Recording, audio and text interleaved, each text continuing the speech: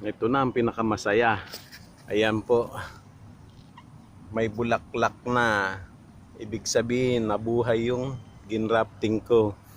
Ayan po, dito yung pinagputulan. Ayan o, dito siya pinutol. Ngayon naggumawa pa uli ako ng panibago. Ayan, nag-grafting pa uli ako. Sana mabuhay din. Parang gusto ko na tuloy maniwala. May green thumb daw ako.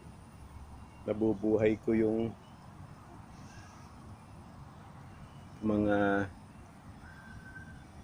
mahirap na buhayin. Ayan po, nabuhay. May bunga. Yung buhay na, nagmulaklak na.